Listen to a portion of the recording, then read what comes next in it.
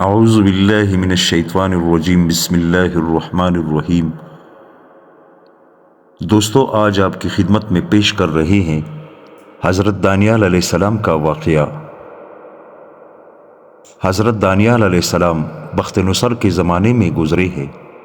ایک دن آپ کہیں تبلیغ کرنے جا رہے تھے کہ جنگل میں ایک طرف سے آواز آئی کہ اے دانیال، اس طرف آؤ۔ جب آپ اس طرف گئے تو دیکھا کہ جنگل میں ایک شاہی باغ ہے اور باغ میں شاہی محل ہے۔ اس میں بڑا عالیشان تخت ہے اور تخت پر ایک نوجوان بادشاہ پڑا ہے، اور اس کے پاس تخت پر ایک موتیوں کا برتن بھرا ہوا ہے، اور وہاں ایک تلوار بھی پڑی ہوئی تھی۔ تلوار پر قدرتی اس کا سارا واقعہ تحریر تھا کہ میں عاد کی قوم سے ایک بادشاہ تھا۔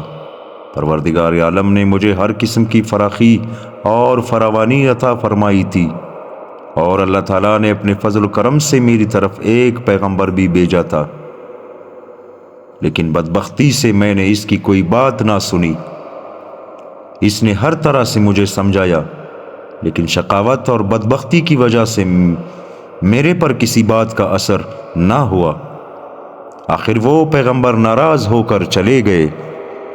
پھر میرے ملک پر بارش بند ہو گئی اور قحط سالی شروع ہو گئی، باغات وغیرہ خشک ہو گئے، لیکن میں نے دوسرے ملکوں سے اناج اور سبزیاں وغیرہ منگوائی، لیکن جس چیز کو بھی کھول کر دیکھا وہ مٹی ہوتی۔ دوسرے ملکوں سے چل کر جب ہماری سرحد پر چیزیں پہنچتی تو وہ آٹے، چاول اور میوجات سے مٹی میں تبدیل ہو جاتی۔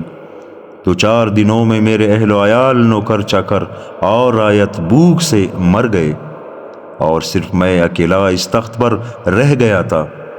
اچانک میں نے دیکھا کہ ایک شخص میرے سامنے آیا تو اس کے ہاتھ میں کسی چیز کے دانے تھے جو وہ کھا رہا تھا۔ تو میں نے اس کو موتیوں سے بھرا ہوا ایک برتن پیش کیا کہ یہ بیش قیمت موتیوں کا برتن لے، اور یہ اناج جو تیرے ہاتھ میں ہے مجھے دے دے۔ لیکن اس نے انکار کر دیا، اور میرے سامنے اس نے وہ دانے کھا لیے۔ پھر میں بھی مر گیا۔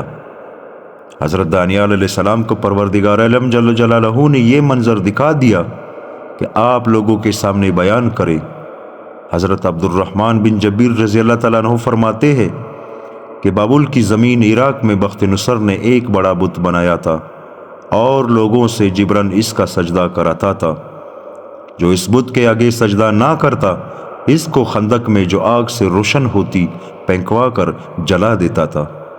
حضرت دانیال علیہ السلام اور ان کے دونوں ساتھی غریار اور مسابل نے بت کے آگے سجدہ کرنے سے انکار کر دیا، تو ان تینوں کو بھی خندق میں ڈال دیا۔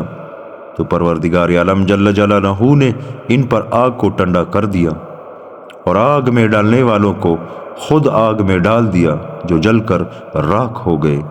اس سے معلوم ہوتا ہے کہ حضرت دانیال علیہ السلام بخت نصر کے زمانے میں گزرے ہیں۔